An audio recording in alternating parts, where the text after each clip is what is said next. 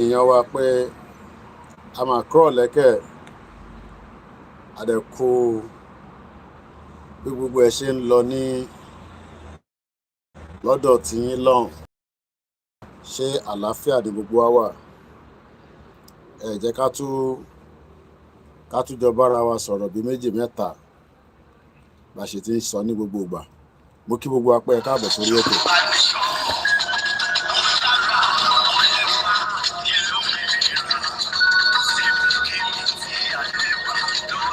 Mo kí wa pé kọ́lẹ̀.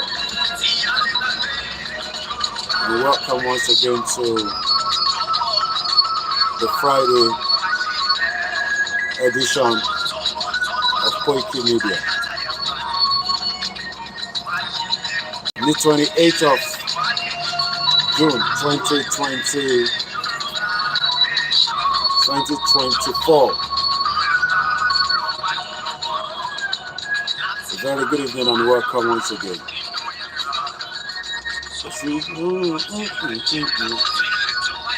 Bẹ́ẹ̀ni, Nàìjíríà tún lè tàn wá jẹ́ náà.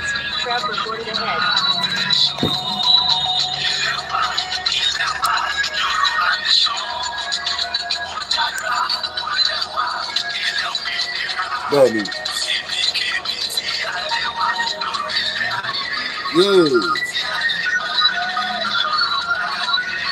Àbá ti gbàgbé ẹ̀ mi.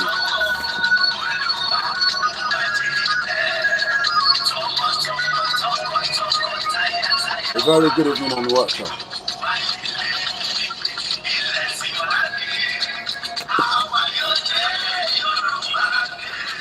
Mo kí wa pẹ́ kọ́ọ̀lẹ̀ níbi tẹ́ bá ti ń darapọ̀ mọ́ wa. The weather in London is still beautiful. Àbọ̀ atẹ́gùn díẹ̀díẹ̀ ń fẹ́. Àbó ti tàn wá ní.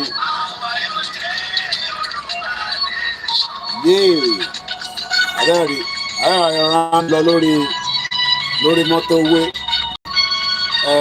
Lórí mọ́tòwé ìrora bá lọ ṣubú o.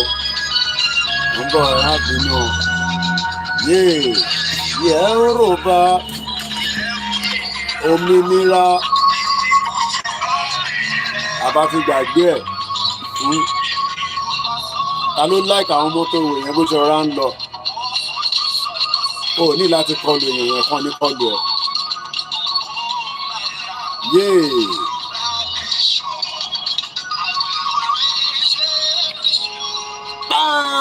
Mo ṣe tèkó fún wọn nìyẹn, ìyẹn ló ń pè ní ti Nàìjíríà.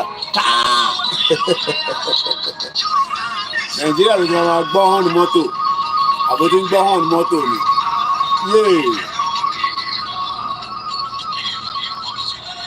A very good evening and welcome.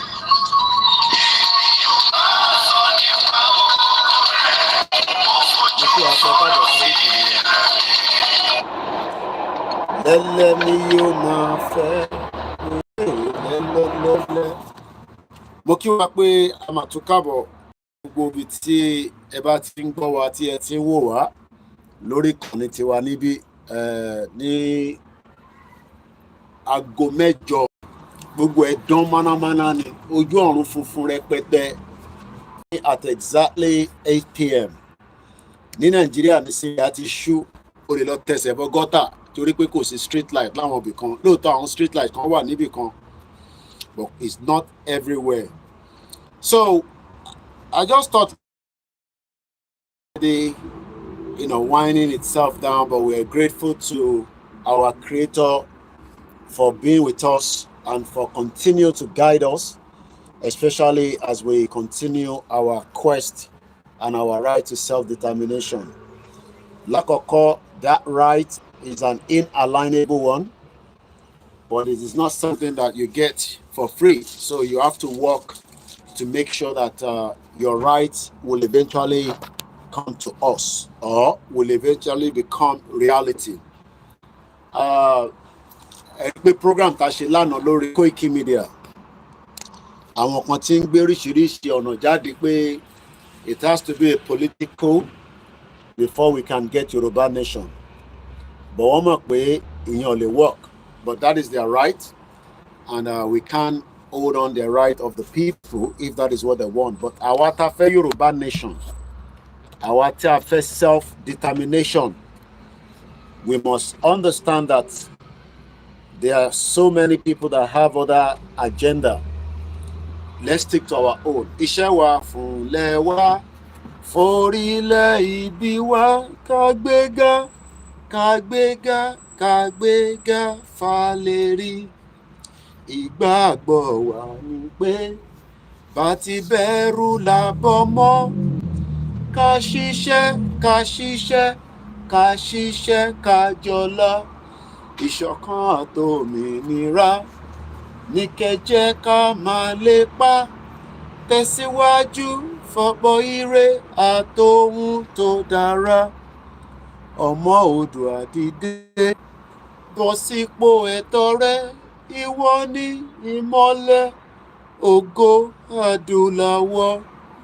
Mo kí gbogbo apá kúrọ̀lẹ́ ní gbogbo ibi tí ẹ bá ti darapọ̀ mọ́ wa lórí ìkànnì yìí. Mo kí wa pé Báríkà Jímọ̀, mo kẹ́yìn ẹ̀gbọ́n mi, mo kẹ́yìn bàbá, mo kẹ́yìn ìyá, mo kí gbogbo ọmọ Yorùbá, mo kí gbogbo àwọn medias, mo kí gbogbo àwọn kọmitì oríṣiríṣi tí wọ́n rán lọ lábẹ́lẹ̀. Ẹlòmíà máa ní kí ló ń ṣe lábẹ́lẹ̀? Mú Yorùbá nation wá. Ó ti gbàgbé pé Nàìjíríà 63 years ló fi wà. 63 years, 63. 1 year, 2 years, 3 years, oríṣiríṣi receipt. Mo wò bí owó ni. Mo ń tọwọ́ bàpò yẹn, mo rò pé owó ló wà ń bẹ̀. Mo wá rí pé lára àwọn receipt ta fi ń rajà ni. Receipt èwo lélẹ̀? Okay, Poundland. Èmi náà máa ń ná Poundland.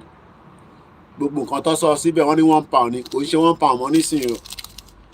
Eléyìí tí mo rà nísìn. Okay, tèmi lélẹ̀. Èló mo ná níbẹ̀? £5.65. £5. Kíyàn wọnú £1 shop. Kíyàn rẹ̀ ti £5. O lè wọnú £1 shop kò ná £1. Wàá ná tó £3. Àmọ́rú gbẹ̀tugbẹ̀tu tó wà ní ṣọ́ọ̀pù yẹn. Tó bá wọnú bẹ̀ pé ó fi ná £1. £1 lẹ́ni is 1,900. I hope I'm right with my figure. Exchange rate ni mo mean o. Àwọn ọ̀nà dọ́là níbí báyìí. UK lèmi wà. So mo kí gbogbo wa lẹ́ẹ̀kan sí pé a máa tún káàbọ̀ sórí ìkànnì wa. Ó tójọ́ mẹ́ta tí mo ti fi mo ṣe lọ rà á lánàá ni. Èyí tí mò ń lò ti tán. Crude oil lọ́nà fi ń ṣe. Òun ló ń di Vaseline. Ó kàn máa ń jẹ́ kété wa kó wà moisture. A máa jẹ́ kó dán. Ṣé mo kí yín lílé, mo kí ìyá mi Rẹ̀mílẹ́kún, mo kí bàbá Kítóyè. Àwọn ni leader wa, àwọn dẹ̀ làwa gbà fún. Bẹ́ẹ̀ ni ẹni tó bá ti tẹ̀lé wa lórí Rumble, ẹ lọ follow wa lórí ẹ̀. A tún fi máa dáhùn lórí ibẹ̀ yẹn náà. Mo rí pé àwọn journalist mi kan wọ́n ní Koiki ó sí lórí Rumble. Mo ní ẹ kí n wà níbẹ̀, wọ́n ní tètè lọ set up. Tètè lọ set up Rumble. RUMBLE. Mo ti share link yẹn, ẹ gbọ́wọ́lé, ẹ subscribe pẹ̀lú ẹ̀. Gbogbo ọ̀nà tá bá lè máa fi communicate, òun náà la máa lò. So láìpẹ́, ó dà pé kò tí fún mi ní access lórí phone, but máa ṣe lórí laptop. Ó dẹ̀ fún wa ní 1 hour 20. Kí ló ṣẹlẹ̀? Ó dẹ̀ fún wa ní 1 hour 20 minutes. Àbọ̀rọ̀ mọ̀ yé yín. Wọ́n ò pé gúngún kalaba ló ń ṣò lẹ́yìn. Mo dẹ̀ ń rí ọwọ́ kan tó ń jáde. Àbáwọn ìyá yẹn ti dé ni kí n gé ọwọ́ wọn dànù. Àwọn ìyá àṣòròǹgà, mo kí yín o. Mo kí gbogbo wa lẹ́ẹ̀kan sí pé lórí ìkànnì wa, mo máa ń sọ pé Facebook, YouTube, bàbá mi Fápóhùndà, bàbá dáadáa kò ní bàjẹ́ fún yẹn. Bá ń kí ọ̀nkú náà pé wọ́n kú iṣẹ́ takuntakun. Àwọn ni wọ́n draft bíìlì restructure. Àìtí mọ̀ ibi tí yẹn ń já sí. Àwọn èèyàn ti gbé lọ. Gbogbo ẹ̀ ti dúdú lọ́lẹ̀. Ọ̀rọ̀ Nàìjíríà nìyẹn. Ṣé wọ́n pé Nàìjíríà ló kọ́ máa gbọ́ billions. Ṣé wọn kí n bá lóye máa interview èèyàn kan tó máa release lọ́la? Interview yẹn ó máa drop lọ́la. Tẹ́ bá lọ gbọ́ intro interview yẹn, orí á kọ̀ máa fọ́ ẹ, gbogbo á kọ̀ máa ṣe migraine á máa mú ẹ.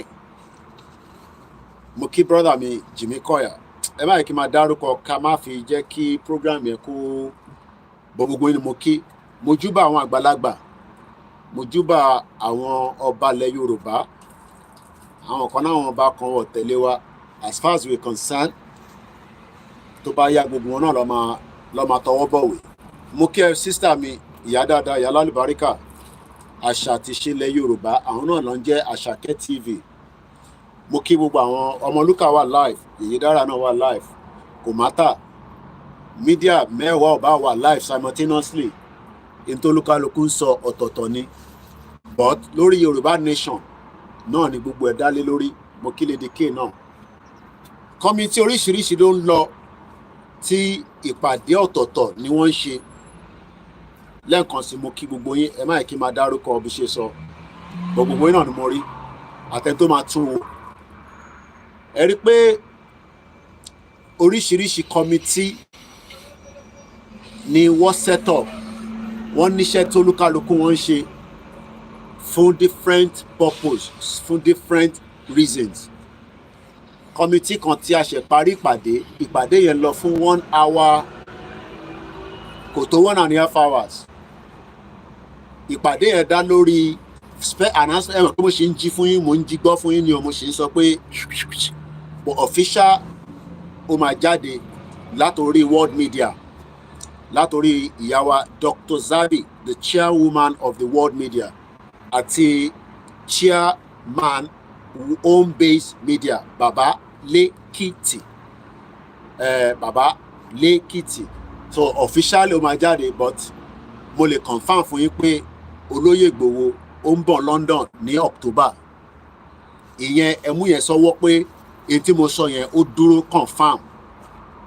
Dr. Chief Sunday Igboho officially ó máa wọ London ní October, tó máa lárinrin gan fún ọjọ́ bíi 3 tó máa dún gbàs. A máa dún, gbogbo a máa lọ kìtìkìtì ní UK ní bíbá lágbára Elédùmarè. Ẹ̀yin tẹ́ wà ní Europe, ẹ lọ book holiday láti bí on the 10th of October. Ẹ lè ti wọlé sí bíbá láti bí on the 9th. Torí pé olóyè bá dé London, gbogbo ẹ̀yin tẹ́ wà ní UK pátápátá náà la pè. Ó bá ṣe PDP, ó bá ṣe PC, ẹ pàdé wa ní Trafalgar Square níbi tó ti máa lárinrin dáadáa. Dínà dẹ̀ máa wà, kò ń ṣọ̀fẹ́, ó máa sanwó wọlé ni. Wàá mówó dání, mo máa ra ticket, mo ń jiyọ fún yín ni o officially. Meeting yẹn ó ń lọ lójoojúmọ́ continuously. Àwọn oríṣiríṣi kọ́mítì ló wà, èyí tèmi wà nínú ẹ̀ ni mo kàn ránṣọ, àwọn míì wà àdìsọ́ síta. So tá a bá sọ pé iṣẹ́ ń lọ lábẹ́lẹ̀, ó ń lọ firifiri. So bó ṣe jẹ́ nìyẹn. Now lórí ọ̀rọ̀ Nàìjíríà máa mórí fọ́yàn tíyàn bá ń gbọ́ àwọn fígọ̀ owó tó ti jí nínú Nàìjíríà. Àwọn owó kan wà tó ti jí nínú Nàìjíríà, a máa mú migraine, a máa mú orí fọ́ ẹ pé àwọn owó yìí kí ló ṣẹlẹ̀ sí. Now ọ̀pọ̀lọpọ̀ wá expect pé transformation máa dé. Transformation yẹn kọ́ bó máa dé, but ẹ ṣe gan ni ìyá wa àṣà àti ṣe ilẹ̀ Yorùbá. Bẹ́ẹ̀ ni meeting oríṣiríṣi ló ń lọ, meeting ń lọ, àwọn meeting kan wà ìdákọ̀kọ̀ ni. O lè expect gbogbo meeting tí Joe Biden ṣe kó jáde, kò possible. Gbogbo meeting tí Rishi Sunak ń ṣe, especially lórí security, ìyẹn ò gbọ́dọ̀ wá a máa ṣe léyìí o, àwa ti sọ dé àwàdà kẹríkẹrí náà. It doesn't work like that. But àwọn tó jẹ́ bí nǹkan tó yẹ kẹ́ gbọ́ sétí, tó yẹ kẹ́ mọ̀, ẹ follow àwọn media tó jẹ́ Yorùbá nation. Àwọn media kan wà tó bá ti gbọ́ pé olóyè dé London nísìn, àwọn yẹn blogger ni, wọ́n fẹ́ sáré yọ nínú ẹ̀ kọ́ dẹ̀ sọ̀rọ̀ lé lórí, kọ́ fi mú traffic. Àwa ò ń ṣe fún traffic, à ń ṣe ní dedicated as a awareness. Yorùbá nation tá à ń ṣe awareness ni, movement ni. Tó bá nó ti sú ẹ, o lè retire kó lọ máa ẹgbẹ́ àwọn kòkó ṣe gbogbo èèyàn ló tẹ̀lé wa. But in tó kàn ṣẹlẹ̀ ni pé àtiwọ́ tó ní ó fẹ́ àtiwọ́ tó ní ó fẹ́ tó bá dé stage kan in tó máa mú gbogbo wa fẹ́ ó ń súnmọ́ díẹ̀díẹ̀ nítorí pé ọ̀rọ̀ Nàìjíríà kò lè ní changes kankan bó bá àwọn Tinubu kó lọ gba more loan lọ́wọ́ Afribank kó gbà lọ́wọ́ IMF kó gbà lọ́wọ́ World Bank Nàìjíríà ó ti ní òkúta nínú òkúta tó nínú yẹn tá a bá bẹ̀rẹ̀ sí ń ṣàlátìsí for the next 50 years again a lè rí ṣàtàn so the best bet ni pé kí every nation tó wà nínú Nàìjíríà olúkálùkù máa lọ́nlọ́ ẹ̀ if not intec-of dá sílẹ̀ ni pé wàhálà tí kò jẹ́ kó ṣẹlẹ̀ ó máa end up ẹni tó lè ra rẹ̀ sí ó ṣeé ṣe kó ra gàrí torí tí wàhálà bá dé tí gbogbo ẹ̀ ń lọ gbì gbà gbòs gbàs ní Kenya nísìn tó bá bíbà bá ẹ̀dá lọ sí shop níbi tó ti ń ṣe protest mo kàn fi Kenya ṣàpèjúwe ni òun ò ní máa ṣẹlẹ̀ ní Nàìjíríà o lọ sí shop nígbà tí wọ́n ní àwọn ń béèrè fẹ́tọ̀ wọn ìwọ lọ sí shop wá sọ fún ẹ pé bóyá o fi kẹ̀lẹ̀bẹ̀ sójú o rí pé àwọn èèyàn wà níta ọlọ́pàá kan sọ fún ẹ pé ṣé táwọn ẹ̀ kò sí shop lélẹ̀ so mo kàn ń sọ fún yín ni o torí pé ẹ̀yin kan wà agídí bíi fáànì Ìgbò lẹ́ni tó bá jẹ́ pé Ruto àwọn wèrè politician yẹn ó ti gbọ́ sáwọn ọmọ kẹ́ ẹ mọ̀ pé nísìn mò ń gbọ́ tí mo ṣe wo fídíò lórí Twitter tó ń pè ní X ó dà pé wọ́n ní another media platform kan wà news kìíní kan Nigeria bíi News Central ó dà pé náà ó ní kìíní díẹ̀ bíi ti àwọn Arise bọ̀bá wa sọ pé n tó ń ṣẹlẹ̀ ní Kenya in tó ti ń build up ẹ má fi Yorùbá nation pàwọ́ là ń bọ̀ wá dà lóru ẹ má gbé yẹn wá rárá ẹkàn ẹlòmínú yín nísìn ẹkàn dúró káwa jáde kẹ wá fìyẹn kẹ fẹ́ fi dàlúrú àwọ̀ dàlúrú o à ń ṣe dàlúdàlúrú tẹ bá fẹ́ jáde nísìn ẹ jáde kẹ lọ sọ fún Tinubu pé ebi ń pa yín ìyà ń jẹ yín wọ̀ san sálárì yín ẹ má wá fi Yorùbá nation kẹ fẹ́ fi kẹ́wọ́ ànígbà yẹn fún yín Yorùbá nation àwọn ọmọlúàbí Yorùbá nation no going back ariwo ta máa ń pa nìyẹn Yorùbá nation now ẹ̀yin tẹ bá fẹ́ dà lóru tẹ fẹ́ ṣe protest tẹ fẹ́ dà lóru tẹ fẹ́ ṣánákì ẹ lọ ṣe problem yín nìyẹn ẹ ní right láti protest under the fraudulent constitution but àwa báyìí ọmọlúàbí ni wá àwọn ò ń jà ọmọlúàbí ò ń jà a kàn ń béèrè fẹ́tọ̀ wa ni kó dá wa lóhùn sọ́dà ká lè tẹ̀síwájú but n tó ṣẹlẹ̀ ni pé gbogbo n tó ń ṣe olúkálukú wọ́n ń gbé mọ́ra wọ́n kàn ń wait fún kankan kó bẹ̀rẹ̀ nítorí pé owó tó ń jí nínú Nàìjíríà yẹn tẹ bá lọ gbọ́ àwọn fígọ̀ mo máa ń wonder pé ṣé ẹ ní understanding kan tó máa ń sọ tó bá ní worry $65 billion ní Amẹ́ríkà ṣé dọ́là ló ṣé mílíọ̀n ló pè àbí bílíọ̀n no ó dà pé mílíọ̀n á ju mílíọ̀n lọ àfi tí bá tún play video yẹn mo dẹ̀ ti ń lo fóònù yẹn lọ́wọ́lọ́wọ́ nísìnyí á jù lọ ó dà pé mílíọ̀n ló sọ kí n má ní bílíọ̀n ó dà pé 65 million program yẹn ọ̀la ní ṣe wọn kí n bá lóye ní aago 7 ló máa release ẹ̀ ó ní arákùnrin tó ń sọ̀rọ̀ yẹn ṣe rí ojoojúmọ́ la kàn máa gbọ́ àwọn fígọ̀ yẹn but these are money àwọn owó tó yẹ kó ṣàǹfààní fún gbogbo wa náà ni àwọn owó tó yẹ kó ṣe kíni tó yẹ kó ṣe ìwúlò fún wa tó yẹ kó fi ṣe kíni well-being àti taking care of aráàlú mo ní Nàìjíríà ò kì í ṣe country so country tó bá dẹ̀ ti jẹ́ pé country ni kò lè take care citizen a máa take care àwọn ará àta kò ní take care àwọn ará inú ilé so expectation gbogbo wa bẹ́ẹ̀ pé kí gbogbo wa náà kájọ jù síbí jù sọ yẹ lóòótọ́ àwọn èèyàn ṣe ń ṣe tó yẹ kán ṣe nílé but gbogbo àágùn tẹ́ ẹ̀ ń ṣe yẹn kò lè ka ìdí tó dẹ̀ ṣe lè ka ni pé àwọn tó ti bà nǹkan jẹ́ àdúrà tí wọ́n ní pé kó má tẹ̀ ní àtúntò rárá mo kí gbogbo ẹni tí ẹ ń darapọ̀ mọ́ wa láì dárúkọ ẹnìkankan mo kí yín lẹ́ẹ̀kan sí ẹ̀yin ìyá dáadáa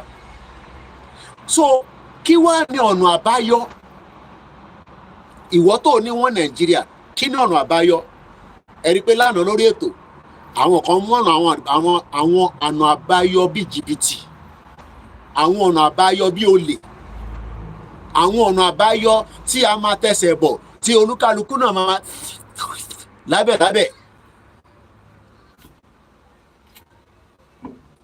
ọ̀nà àbáyọ òun ni pé kí President Bọ́lá Ahmed Tinubu ọmọlódò ọdẹ Mọ̀ríṣèyí Tinubu tó ń dàgbàdà white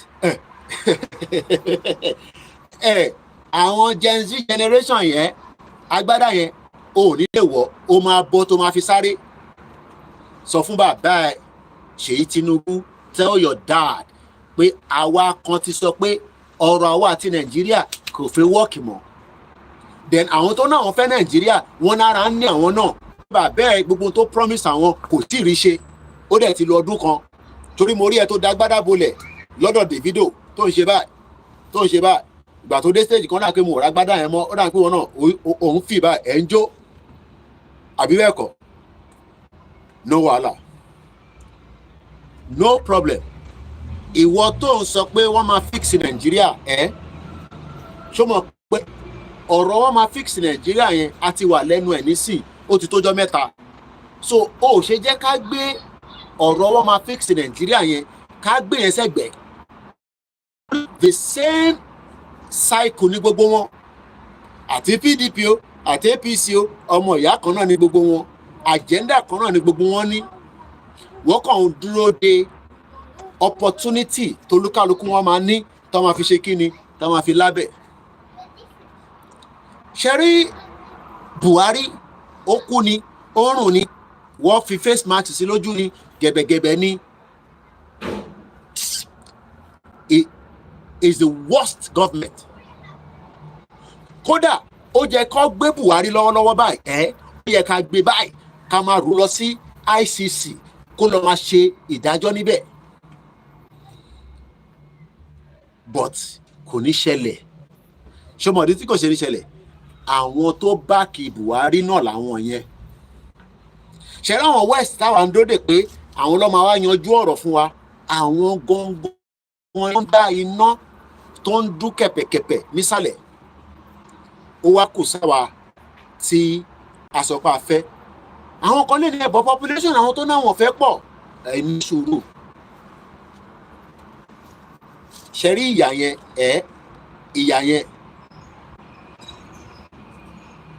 ṣẹ́rí ìyà yẹn ìyà tó sì ń jẹ yín yẹn ó ṣẹ̀fẹ̀ dé ni kí ni mo sọ ó ṣẹ̀fẹ̀ dé because the problem tí ó ń lọ lọ́wọ́lọ́wọ́ nínú Nàìjíríà nísìn òun ni ọ̀rọ̀ ebi 1 hour ni wọ́n fi ṣe program yìí àti ṣe 23 minutes ọ̀rọ̀ ebi yẹn is not going anywhere.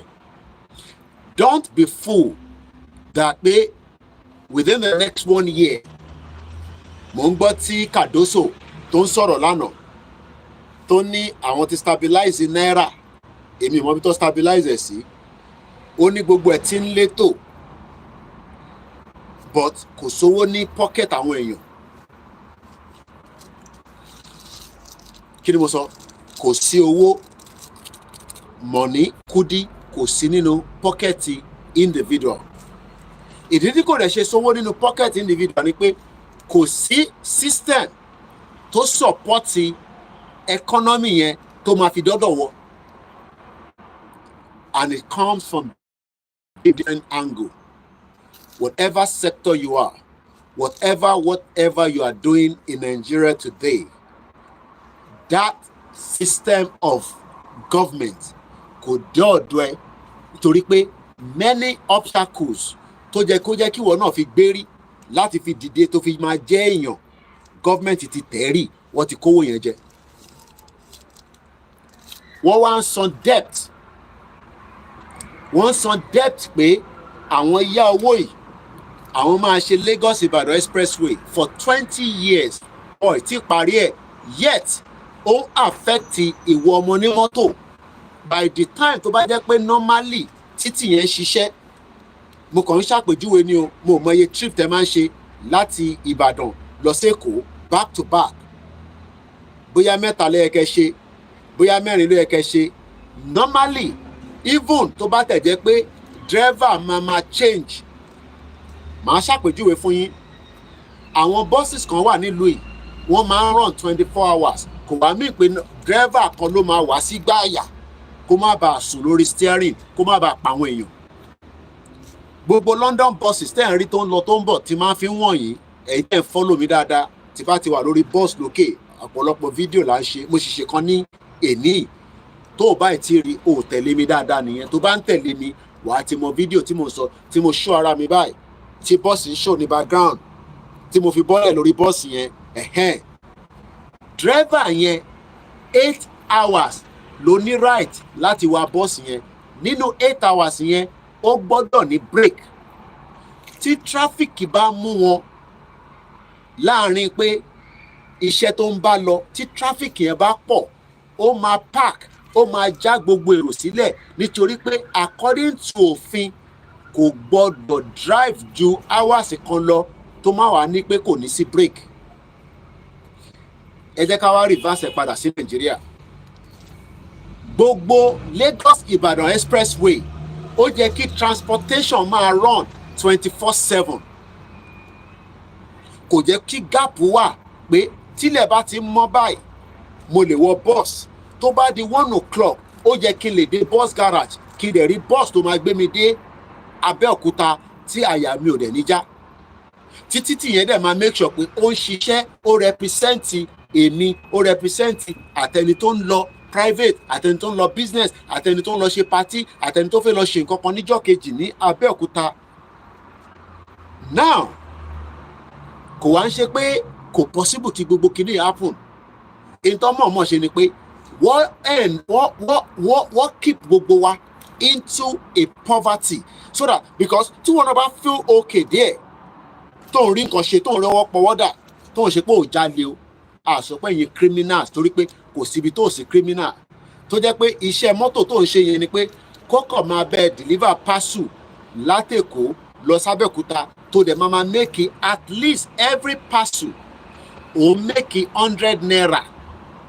Kò wá imagine the volume of the parcel. Kí ló rò pé Amazon fi make owó? Volume ni. The volume is too much that wọ́n gbọ́dọ̀ pa owó lórí each product. At least ó kéré, ó pọ̀ àríwú ẹ̀rẹ̀, wàá máa já 30p, eléyìí bí i 40p, it depending on the package and depending on contract tó bá ní pẹ̀lú yín. Mo ní logistics, òun ló ní owó jù lórí. Now kò wá imagine tí ìwọ tó jẹ́, mo mọ tó ṣẹlẹ̀ sí gbogbo yín lẹ gbọ́ ẹni tó ní kóńgà, tó o bá gbọ́ o mọ tó ń lọ Nàìjíríà nìyẹn. Tó o bá tí mo tó ṣẹlẹ̀ sẹ́ni tó ní kóńgà títí di wákàtí o mọ tó ń lọ Nàìjíríà rárá nìyẹn.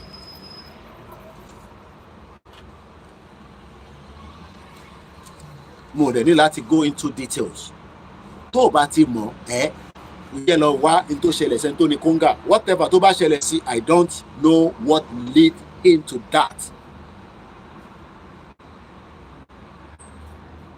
But expectation ni ìwọ ọmọ Yorùbá nínú Nàìjíríà make out of the picture pé Nàìjíríà kọ̀ọ̀kan fi ṣiṣẹ́.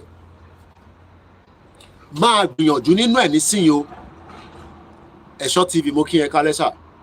Máa ṣe gbìyànjú nínú ẹ̀, but kò lè mo fẹ́ máa lo èdè pé ò ní ṣoríire nínú ẹ̀, torí á dàbí ìgbà tí yóò fi èpè ránṣẹ́ sí yín. But jẹ́ put ẹ̀ báyìí ní sùúrù. Ó mà kẹ́mi like experiment àbí mò ń wò jẹ́ wo bí amòrè experiment kan ṣe lálẹ́.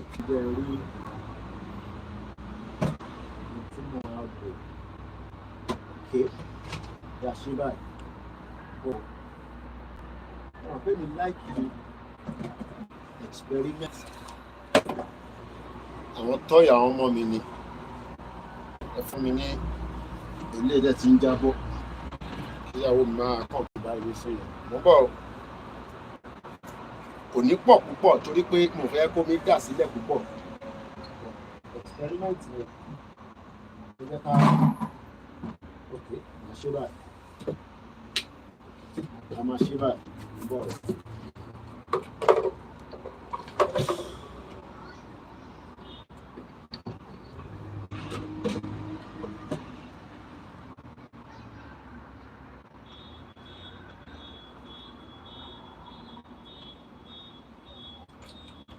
Torí pé bí nǹkan ṣe lè yé yín practical òun nìkan ló lè yé yín Nàìjíríà yẹn.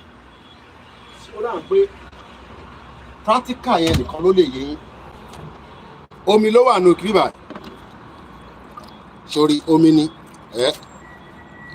omi ni omi mo ṣe kò sí nǹkan kan tó wà nù ẹ̀ omi ni káàmì sùúrù síbẹ̀. Now toys àwọn ọmọ ilé lè má dá kúrò nínú ẹ̀.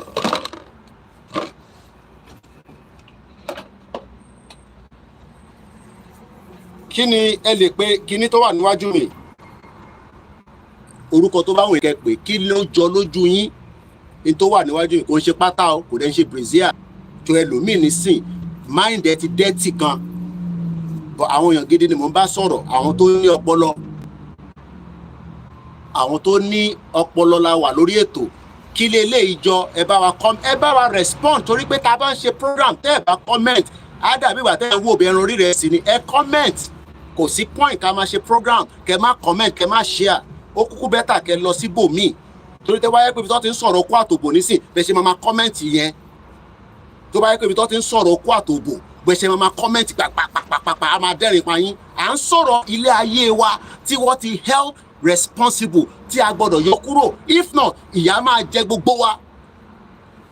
Kí ló jọ kí leléyìí jọ wọ́n ló jọ towel ṣé ó jọ bí basket at least ó ní net nínú ẹ wò dáadáa ṣe rí pé ó ní ìwò ṣe omi kan fún àpò níwò ṣe ó níwò àbí ó níwò ó kàn ní edge in tó wà nú ẹ̀ tẹ́lẹ̀ lélẹ̀ ń bọ̀ intercosinal lélẹ̀ ṣe rí pé intercosinal ni toys àwọn ọmọ yẹn tó bá ń ṣe bubble bath àbí bẹ́ẹ̀ kọ́ àwọn kan ló jọ bag but à lè sọ pé net bag tá bá máa pè á sọ pé net ó ní net ẹ mọ̀ pé net nísìn ó ní ìwò nínú ṣé mọ̀ pé ó ní ìwò nínú ṣé gbogbo á agree pé ìwò wà nínú ẹ̀ tẹ́ ẹ̀ bá rí dáadáa ìwò òun ní ṣe rí pé ó ní ìwò ṣe rí pé ó ní ìwò nínú now ẹ jẹ́ ń dá padà báyìí. Ǹjẹ́ mo lè rọ mi sí kinní kó gbàdúró? Ǹjẹ́ tí bá rọ omi tí mo pọn tó wà mẹ́rin nísìn ǹjẹ́ tí bá rọ omi sínú kinní ǹjẹ́ ó máa mú dúró? Tí bá da omi sínú bíbá yìí nísìn ṣé omi yẹn ó máa ṣàn wálẹ̀ ni àbó máa dúró?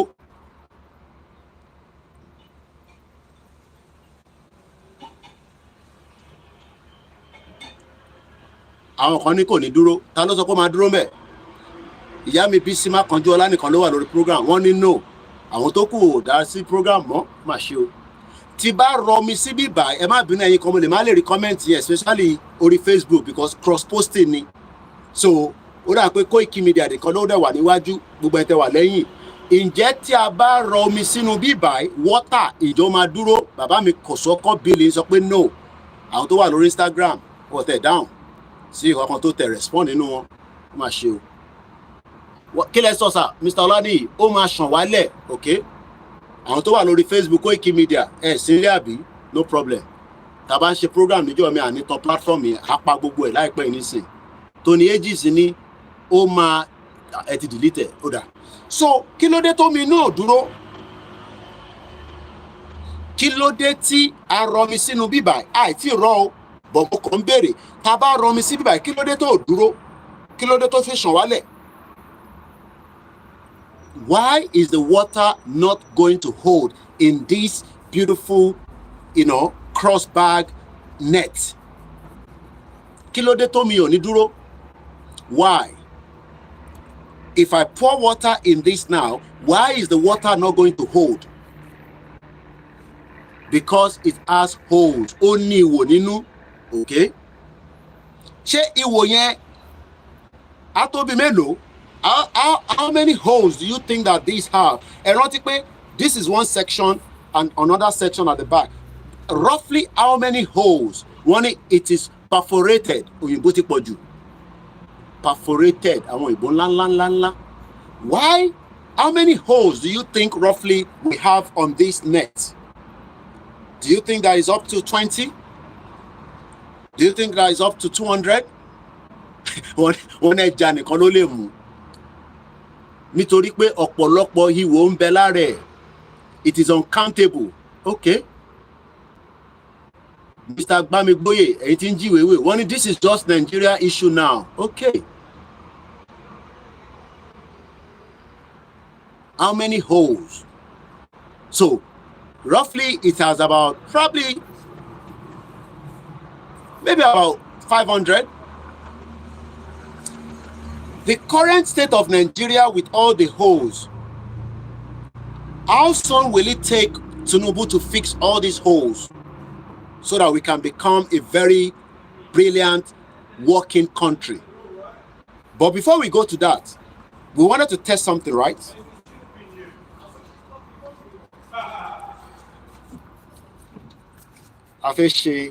So, international pé èmi á gbé ke sísàlẹ̀ tí mo fẹ́ kó mi yẹn kó sink lọ sísàlẹ̀. So màá kọ̀ rọra gbé ke. But the original format a fẹ́ lò ibi ìbàlẹ̀ ló wà.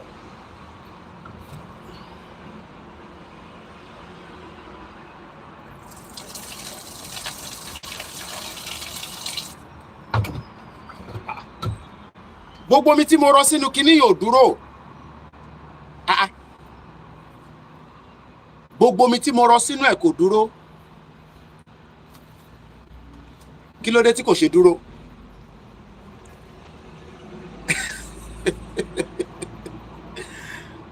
How you doing? I'm good. Tired. How are you? Same with me. Long day. I work since 7:30 a.m. Since 7:30 you've been out. Yeah, What time do you finish? 8 p.m. I work in a hospital. Go stretch your leg now. Yeah. And let the children do the rest. Don't let them let you do nothing, you know. All right. I'll try. Good morning, sir. Take care.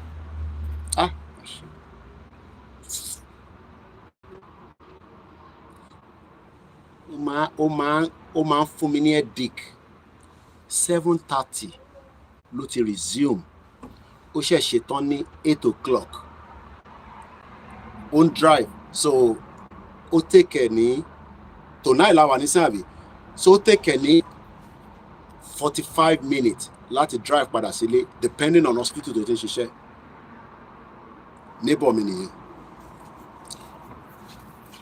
Ṣé in tí mo ṣe lẹ́ẹ̀kan yẹn ta lórí? Ṣé ká tún test lẹ́ẹ̀kan sí? Eléyìí lọ gbájẹ́ work. Ẹ jẹ́ ká tún test lẹ́ẹ̀kan sí. Omi yìí dúró Tinubu ó máa fix Nàìjíríà o wàláhì. Tó o bá fix Nàìjíríà a máa jà o President Bola Tinubu ó yá máa fix Nàìjíríà.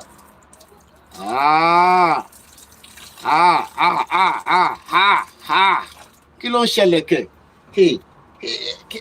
Kíni yóò go hold on me? It's not holding the water. How do you fix Nigeria? How do you fix Nigeria? Ọ̀nà wo lẹ fẹ́ fi gbà fix ẹ̀? How do you fix Nigeria? Ọ̀nà wo la máa gbà fi fix ẹ̀? The reason why the country refused to work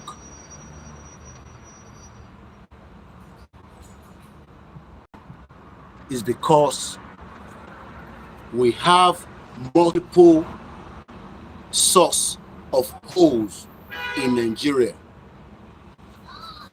Tí Tinubu bá fix eléyìí, wọ́n tún dí kan sísàlẹ̀. Tí Tinubu bá ní, ó yá ẹ bá mi lọ dí gbogbo bíbà.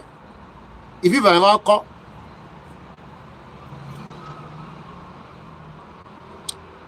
Do you understand what that means?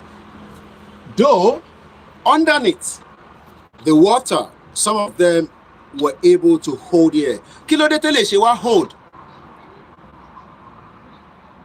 Kí ló dé tí eléyìí hold tẹ́lẹ̀ yóò hold? Why is it omi wà níbí báyìí? Ẹ̀rí omi ni. Omi ni. Kí ló dé tẹ́lẹ̀ yìí hold tẹ́lẹ̀ yóò hold? Níbi táwọn toys yẹn wà lélẹ̀ nísìn. Àwọn toys yẹn ni. So kí ló dé tí eléyìí hold tẹ́lẹ̀ yóò hold? So which one do you want to be inside? And which one are you going to make your effort for? Are you going to make effort for the one that is holding in the bucket? Or would you support the one that's got so much holes since 1960? And prior to that, since 110 years, since 1914 amalgamation.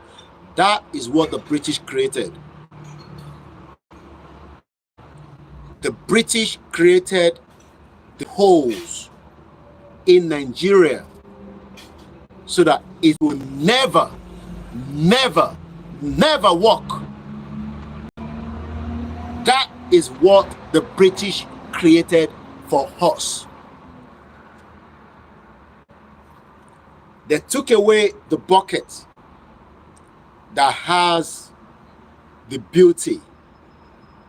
Mo wo page sister mi kan, I've never seen her before. One show some areas in Ijebu. She does a lot of activities surrounding, you know, a little bit of, she's just creating a content for herself. And I can see Yoruba people that are happy, excited. But the British took us away from the good side and gave us a hole called a country. Do you know why we now call it shit hole? The bucket has no hole according to safety domain. That is the difference. Remember, we still have more water here. Let's try this. If this one will sink. This one, the water is not coming out. Iyami Bisima Konjolani, we have millions of holes which cannot be covered for 4 years that Tinubu will stay in the power. This is a practical. You don't need to go to school. You don't need to go to university. The British created the whole, the reason why we are suffering. Muki Babami Sulaiman Yusuf. The reason why everybody in that country is suffering today is because the British created the holes. And they took the original bucket. Yes, because Atiwani summer is 9 o'clock now, and the weather, it will take probably another 1 hour to the Puma get dark. It's called summer. So it goes up to Yela Muslim, one ile kirun until tea, one ile ki Maghrib. O ma je ko yen wo die. Orun yen de se nlole ni.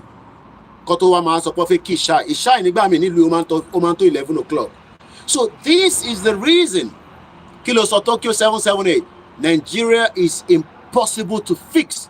Even all the Nigerian politicians govern the US for 1 year. I bet you US will be like Nigeria present situation. This is the problem that the British gave every single one of us.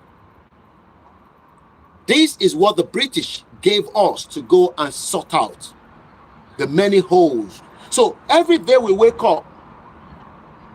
Yesterday, the traders in Abuja, in the current economic situation in Nigeria, have their market burnt.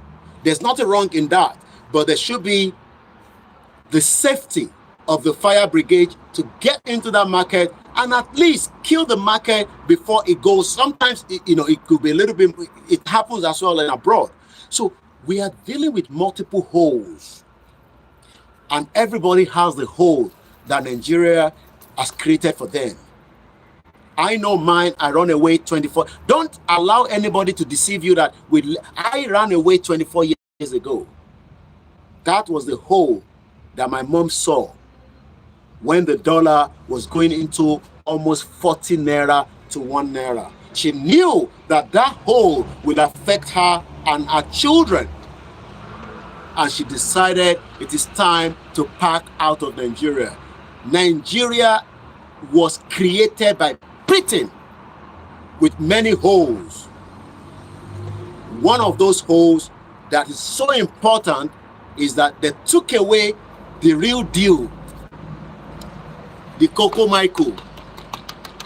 There's still water here. I can prove it if you want me to.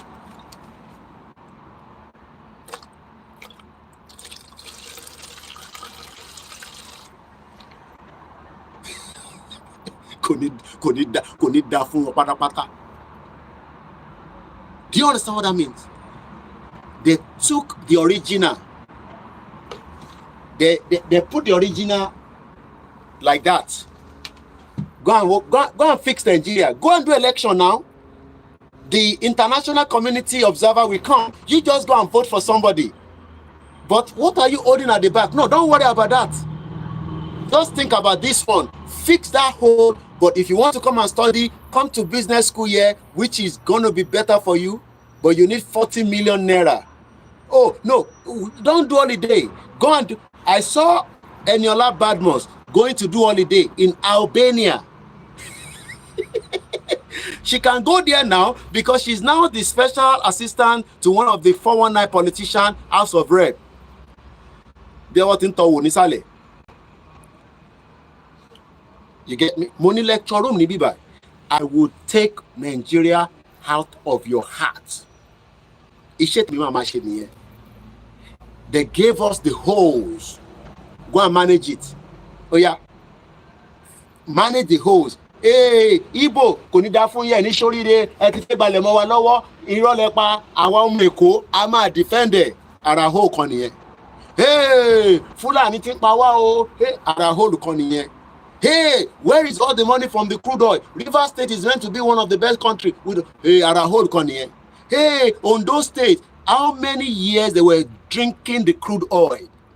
Oh, no, Koiki, don't talk about the crude oil. What about the bitumen? Bitumen, we have the highest bitumen, but we have the bad road. One of multiple holes. And you expect Tinubu to fix, which of the holes is he fixing right now? Let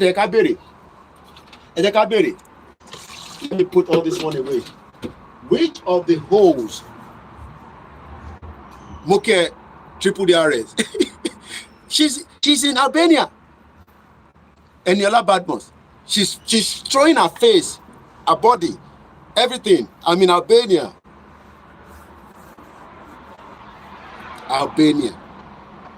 Albania people, they like Betiti Minibi by anything. One of the poorest. But and one Nigeria is saying, Albania. Let's come back to the program. Because like I said, it's just 1 hour. Tabatule make it out later, we do. But let us understand something, that our parents tried to fix some of the holes. How many people agree?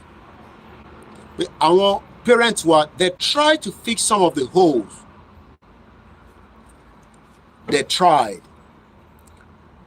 And the reason why they could not fix that hole is that as they were fixing one, 300 was coming out in another part of the state that we did not control.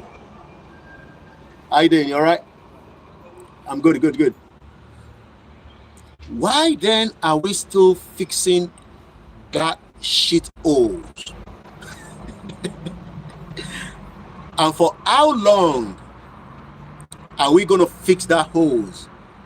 Baba Moses Olanironi, the road that leads to my house in Ile-Ife behind the General Hospital is deadly. Can't understand it even in 2024 in June. Yawa Pisima Konjualani, the bad hospital, the bad electricity, the bad roads. Which of the holes is your own pain in Nigeria? ẹ ṣe gan-an ẹ̀gbọ́n mi Àyùbá ẹ̀dẹ̀ kú tọ́jú àwọn ọmọ yín àwọn ọmọ Oòduà. We appreciate and we love every one of you all without taking anybody to one side. You all mean a lot to every one of the platforms that you all visit to have dialogue on the issue of Nigeria. So, but some might say, but Koiki, when you get to Yoruba Nation, you will still have many holes.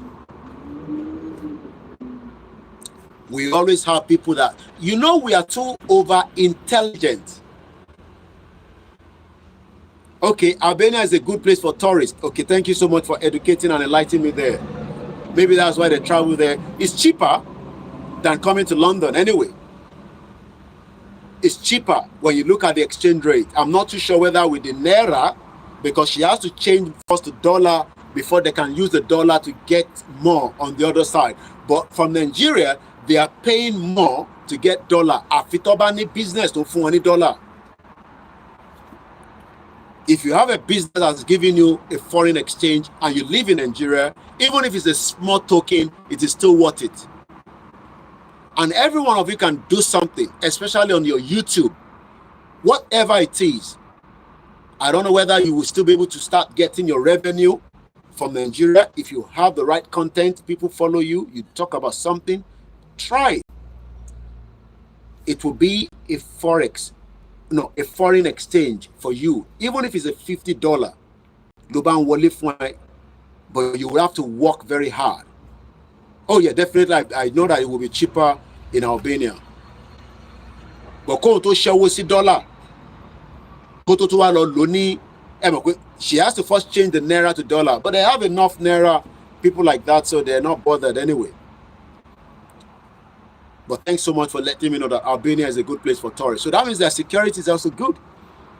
Because if tourists are going to your country, you have a good security, but no place is perfect. So before we wind down the program in the next 8 minutes, I just want us to reflect back.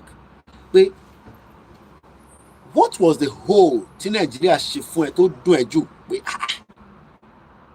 and it could be anything, whether after the movement or before the movement, as you were growing up, Nigeria.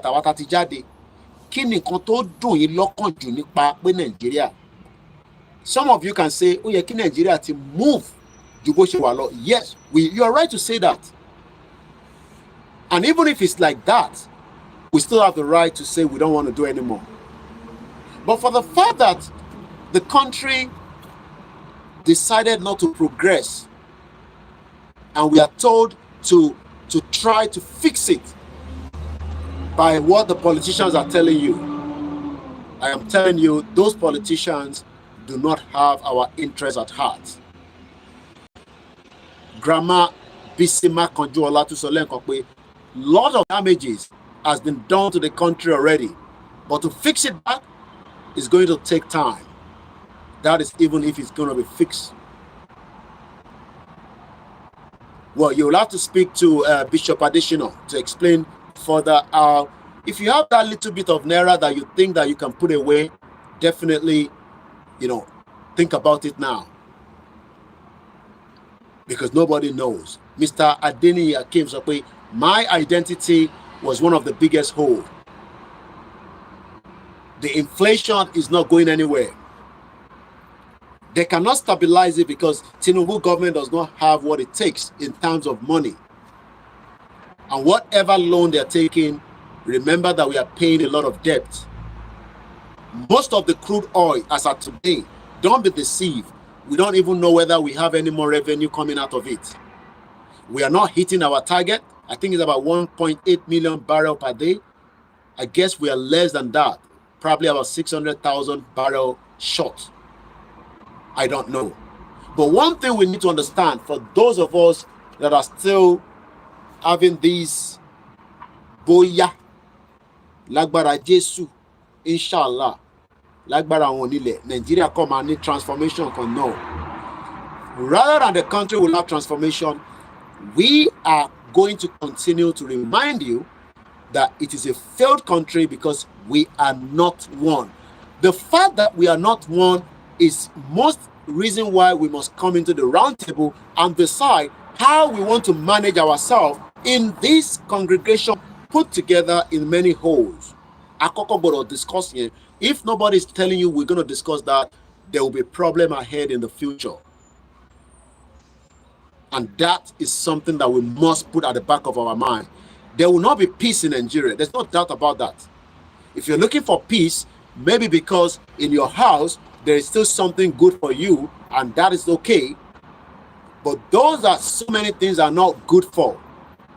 How do we deal with them? Yes, nítorí àṣẹ Yorùbá nation, we want to take your lifestyle away from you. Ọmọ sìgá mu ni máa mú lọ, ọmọ tí mu ni máa mú lọ, ọmọ obìnrin bá sùn ni máa bá sùn lọ. Ṣàrántí pé tó bá ti lóyún, máa tọ́jú owó, má pe diaspora kó wá bẹ̀ ṣe kó mọ.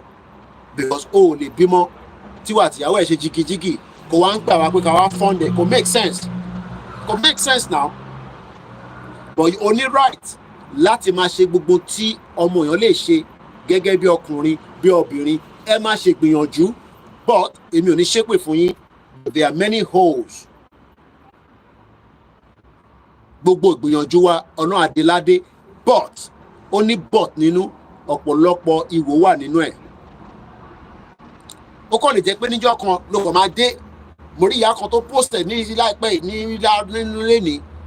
Wọ́n nílé yẹn 1.3 million. Omi ti ya gbogbo bẹ̀ wọlé pátápátá. It happens as well in abroad, because I know some of you will say, but Koiki, àwọn náà máa rí ní Germany. But we are saying, yes, kí n tó wá gbàgbé, eléyìí máa fi parí ẹ̀. Ọ̀jẹ̀ ń ka bàbá mi, wọ́n máa ń comment tó yẹ pé orí mi máa ń wú, bọ̀ mo ń tètè rí comment wọn nígbà míì. Bàbá wa Ahmed Jamil Adekunle, wọ́n ní no one kò sẹ́ni kankan can fix Nigeria tó lè tó ìlú yẹn padà. It is a failed country. Failed. Tó bá tún lóyìnbó mi tó tún lè pè. It is a 419 nation. Grandma tí ọmọ wọn kú ní Nàìjíríà, ta ló rántí? Àti gbàgbé. Mo mọ̀ pé a lot of things ń ṣẹlẹ̀ ní Nàìjíríà. Níbẹ̀rẹ̀ ọdún yìí, ta ló rántí nǹkan tó ṣẹlẹ̀ níbẹ̀rẹ̀ ọdún yìí? Ẹ̀jẹ̀ tún ní Ìbàdàn, àti gbàgbé. Ẹni títí ẹ gbé ló máa rántí. Ọlọ́run má jà sunkún ọmọ. Ọlọ́run má jà sunkún nǹkan ta ní nílé tí Nàìjíríà dẹ̀ fi ìwò tóun ní, ó dẹ̀ fi bàjẹ́ mọ́ wa lọ́wọ́. Ẹ rántí bomb blast. Koiki gọ́vnà Ṣèyí Mákindé ti bá gbá etí ẹ, kí Ṣèyí Mákindé jáde kó wá fi Ògún búra pé kò ṣe bọ́ǹbù ló ṣẹlẹ̀ nìbàdàn. Ṣèyí Mákindé ojú. Ṣé mo tẹ wá surprise ṣá? Ojú gbà mí tì fún gbogbo yín. Bóyá tó bá wá gbọ́ ilé yìí, tó bá wá lọ ṣe tí ó yẹ kó ṣe, bóyá mo lè wá sọ pé mo dúpẹ́ fún ẹ. But for now, ojú gbà mí tì fún ẹ gẹ́gẹ́ bí ọmọ Yorùbá. Mo fẹ́ fún ẹ lépè tẹ́lẹ̀ lé lórí ni, but mo kọ̀ dábẹ̀ pé ọmọ Yorùbá. But ojú gbà mí tì fún ẹ. Ṣé mọ̀ pé grandma tí ọmọ wọn kú, orúkọ ìdẹ́fẹ́ Ọlọ́run má jẹ́ kó orúkọ ìhá sórí mi o, irọ́ ló pa. Tolúwa láṣẹ. Kẹ́hìndé Tolúwa láṣẹ tó kú sínú bomb blast ní Ìbàdàn, the only UK diaspora tó wá sílé, Ghana ló lọ. Ikú lágbára, mo kí ẹ plan B. Màmá tó bí ó sọ fún pé kó má lọ Nàìjíríà, pé nǹkan tó sọ fún àwọn pé ṣe ní ìtẹ́ máa sọ pé àwọn tó ń predict, èmi ò sọ pé gbogbo wọn ní yahoo pastor. Àwọn kan wà tó yẹ pé ọ̀rọ̀ tó ń sọ wọ́n ń sọ ni o, wàhálà ń bọ̀ Nàìjíríà o, èmi kọ́ mo sọ o. Ìyá yẹn sọ fẹ́ mi pé Koiki àwọn ti gbà fọ́lọ́run. Mo ní kí ló dé grandma? Wọ́n ní ẹ̀mí sọ fáwọn àwọn rí pé wọ́n ní káwọn má lọ Nàìjíríà. Àwọn fúnra wọn làwọn rí. Àwọn àtàwọn ọmọ tó kú yẹn lọ ní kó má lọ Nàìjíríà. But ikú tó bá máa pààyàn, á mú kankan lọ ṣáà ni. bọ̀ ẹ yẹ ká fi yẹn sílẹ̀. Ǹjẹ́ mọ̀ pé grandma ti ná over 10 million owó ara wọn láti fẹ́ fi restructure ilé yẹn padà. Gbogbo pé gọ́vnà náà fún wọn lówó. Ẹni tó bá jáde tó bá sọ pé gọ́vnà fún ẹnì kankan lówó, èpè lẹ́ máa gbà lẹ́nu mi o. Ọ̀rọ̀ ẹni ni mò ń sọ, grandma pè mí lénìí. We spoke for 10 minutes. Owó tí wọ́n lówó pension ni wọn àtàwọn owó tó ti dájọ́ tó ti ní over 10 million naira ni wọ́n ti ná padà pé kí wọ́n sì gbé ilé yẹn padà. Ilé tiwọn tó dà wó ní bomb blast tó jẹ́ kí gọ́ọ̀mẹ̀ntì ní ẹni kú rẹ̀ yín politicians yìí. Gbogbo ẹni tó bá wá sórí program tó bá ní kí n má ṣépè fún ẹ̀yin politicians, màá fún ẹ lépè, màá rán ẹ sílé. What a very wicked country. Wicked government. Láàánú. Ṣé mọ̀ pé Ṣèyí Mákindé ò pè yá yẹn láti January tó bá jẹ́ pé àwọn girlfriend tó ń fi okó lórí burúkú ẹ̀ tó fi ń bá sùn, wàá ti pè wọ́n láti sọ fún wọn pé sweetheart má bínú. Bọ̀ nígbà tó yẹ pé bí ọ̀ ní rí kankan lára ìyá yẹn, kò má lè pe ìyá tí ọmọ ẹ̀ kú láti sọ pé ẹlẹ́ ń bẹ̀ yẹn máma. Nǹkan ti bá wo ṣẹlẹ̀ tẹ́ sọ pé wàhálà ọ̀sẹ̀ wàhálà ń bọ̀. Ẹ jẹ́ kí n má tún lọ síbẹ̀ yẹn púpọ̀. Wàhálà ń bọ̀ gidi. Wàhálà ń bọ̀. Nígbà tí grandma pè mí tán sọ fún mi, mo kọ́kọ́ fẹ́ ní grandma bẹ́ẹ̀ ń parọ́ ni wọ́n. Ìyá àgbàlagbà tọmọ ẹ kú tó gbọ́dọ̀ máa parọ́ irú ẹ̀. Ó ní nọ́mbà tó fóun, òun send message sí Ṣèyí Mákindé. Ó dẹ̀ ń rí message yẹn, wọ́n open it, but they have many numbers. But ṣé Ṣèyí Mákindé máa náà wò gbọ́ pé màmá kan wà tọmọ ẹ kú sínú bomb blast yẹn tí ìyá yẹn dẹ̀ ṣì wà láyé tó wà ní London. Láàánú ẹ̀yin governors. Nígbà tí ìṣẹ̀lẹ̀ yẹn ṣẹlẹ̀, ìyá yẹn send the message pé ọmọ àwọn kú. Ẹ mọ̀ pé mi máa kàn send the forwarding message. This was after the incident happened on the 16th. Èmi kàn forward messages ṣe máa ń forward ẹ̀ nígbà tá a parí program kan ní òru tí bí ọjọ́ kejì tí kìíní ẹ̀ ṣẹlẹ̀. Nìyá wa ní Koiki àwọn send the message sí ẹ kọ́ mọ àwọn kú. Ìwọ kàn send the message.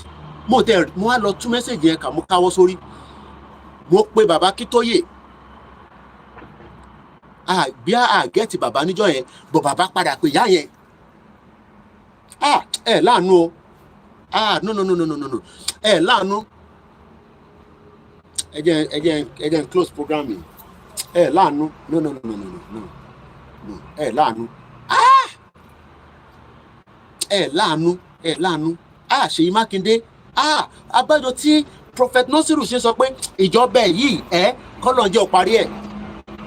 Èmi kọ́ mo sọ Prophet Nasiru láì wọ́n níjọba tó ń bá lọ torí pé oríṣiríṣi ló fẹ́ ṣe, kódà bá ṣe ń gbọ́ wọ́n náwọn Fúlàní ló fẹ́ fi jẹ Aláàfin of Ọ̀yọ́.